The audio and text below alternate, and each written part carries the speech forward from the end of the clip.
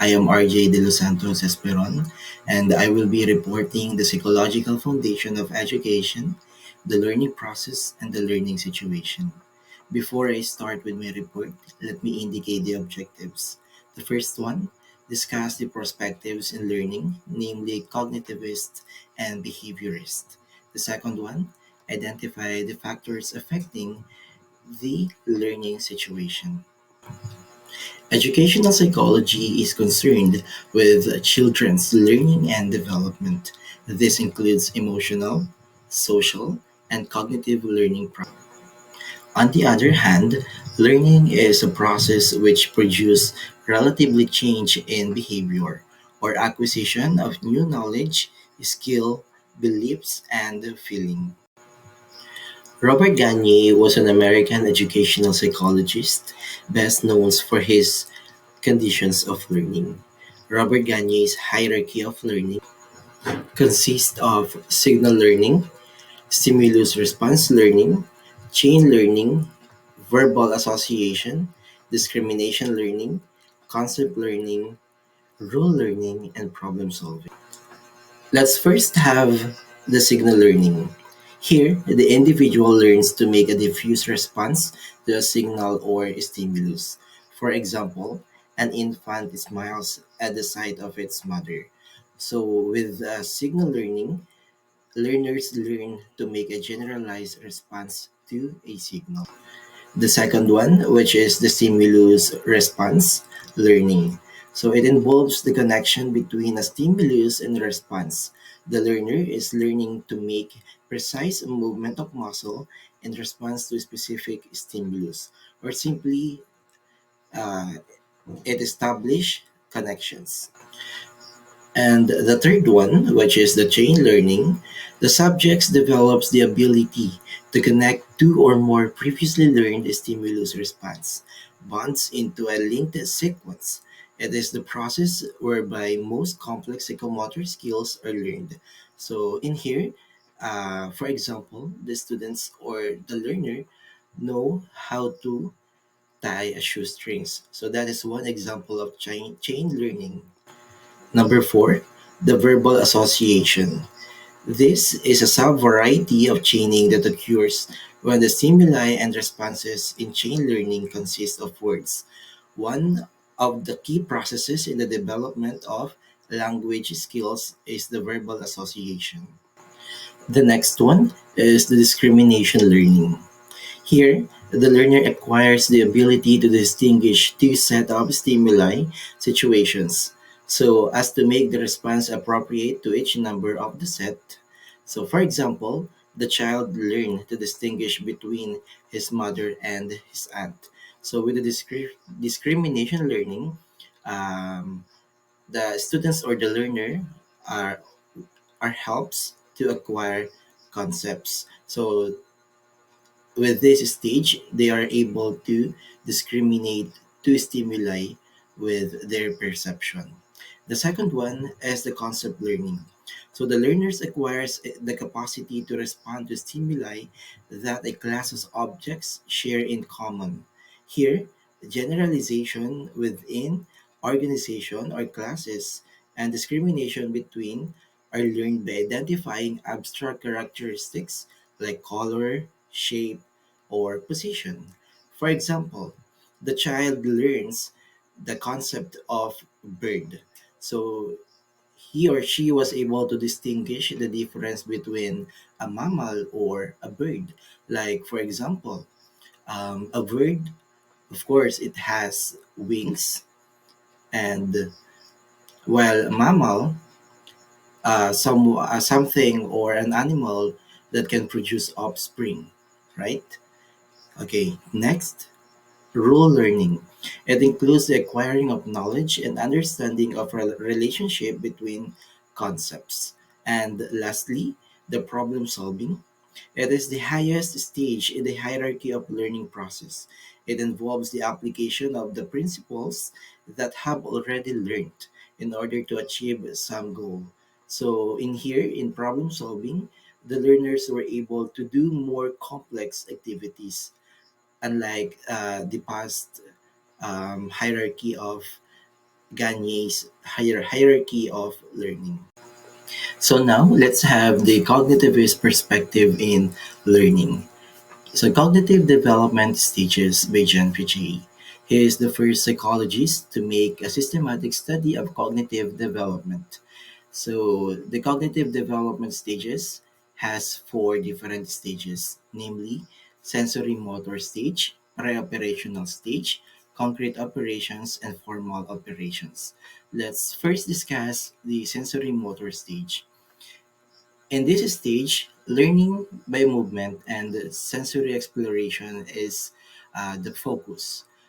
The learner or the child can do reflexes such as rooting and sucking, also crawling and balancing. On the other hand, with pre-operational stage, the learner or the child needs concrete interactions or use of symbols to communicate. So in here, a child is able to use an object to represent something else. Like for example, um, a learner or a child may use a broom to use as a horse. So with preparational stage, the child was able to create or to make symbolism. Like in that example, the child is pretending to use the broom as a horse. Next one, concrete operations. So in here, the learner or the child begins to think abstractly. They need physical and concrete examples. So in concrete operations, it allows logical reasoning. Like for example, pour a carton of milk in a tall, narrow glasses, and also a carton of milk in a thick, small glasses. So, in concrete operations, the child or the learner may distinguish the difference, or they may compare the amount of milk being poured into different size of glasses. Next one is the formal operations. In here, the child can do abstract thinking. They have the ability to form the hypothesis and can think of abstract concepts. One famous activity for this is the implementing or making a science experimentation or the scientific experiment. Behaviorism is more about explaining things through one's outward behavior or something that can be observed. Cognitivism is more based around cognitive processes like decision making and memory. So, next is the learning situation. So, learning situation is an important aspect of the educative process and the learning situation. The learning situation refers to the conditions outside the learner which affects the learning. So there are different factors affecting learning situation. Intellectual factor, environment factor, the physical factor, emotional factor, media factor, and the relationship with teachers, parents, or peers. First one is the intellectual factor. So everyone has different intellectual strengths and weaknesses. Some students are fast learner, while some are not. And we also have different learning styles. So with this factor, the student may use his or her prior knowledge to understand something new. The next one is the environment factor. So environment factor can be two, the natural surroundings and the social surroundings. Natural surroundings may include the climate or the atmospheric differences, while the social surroundings, it may include the ventilation, if the classroom is properly ventilated, the lighting, or the sound. Then the next one is the physical factor. It may include the health, the physical development, nutrition, and the visual and auditory defects. So, with regards to the physical factor, um, The students might the students learning might be affected with his or her health. Like for example, is the learner free from illness, or how about the physical development? That does his change, his body change, and the nutrition. Are the students able to eat nutritious food? Do they get adequate nutritions? And do they have physical defect? Like for example, can they see things clearly, or if they can hear things? So those are the physical factors. The next one is the emotional factor. So when it comes to emotional, of course, it's about the emotions, the feelings. Are they stressed, or do they have the enough sleep? Because sleep is very important to learners, because as what we all know, sometimes our brain or our mind cannot function well if we are lack of sleep. Then the next one is the media factor. It can be print or non-print media. So there are learners who are visual, more they learn more by seeing. So um, they learn best by having print media such as books, magazines, and different visual aids. While the other one is non-print media, or we seeing through online or social media. And the next one is the relationship with teachers. It is very important to have a good relationship with our teachers and as teachers to their students. So we need to build rapport to one another. The next one is the parents. Are the parents supportive enough for the child to perform well in the school? Or are they lacking support so that the learner's learning ability will be affected? And the next one is the peer, which is uncontrollable, because in school we cannot guide our child, like who they go with or where they go with. So one factor here in relationship with the peer is bullying. So are they bullied? Of course, bullying can cause great emotional damage to our students.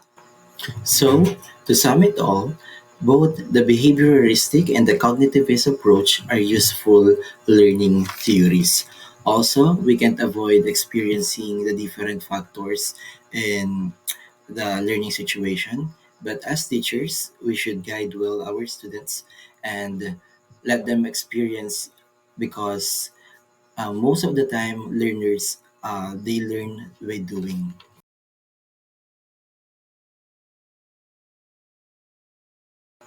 So I have here a short quotation. The art of teaching is the art of assisting discovery. Before I end my report, I have here a short video presentation that could add more about the learning process of the learners. I hope that you've learned a lot. Thank you for listening.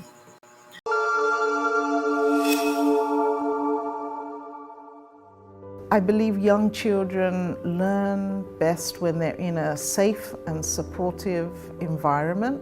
Children learn when they're allowed to be kids, when they do what they're naturally born to do, which is play, run, jump, explore, touch things, ask questions. Children learn when they're in an environment where they're trusted to be who they are. Young children learn best when they feel safe, when they feel nurtured and secure. And in a classroom, that means when they're respected, when their interests are respected, when their developmental stage is respected. They learn best when they're able to create meaning, when they're able to do work that's meaningful and authentic to them. And for young children, that's through play. In a play-based environment, children are naturally drawn to reading. They naturally want to know what this sign says or what that symbol means. They're having to really think about their world, and it's not just thrown at them. You can see them enjoying thinking and enjoying learning.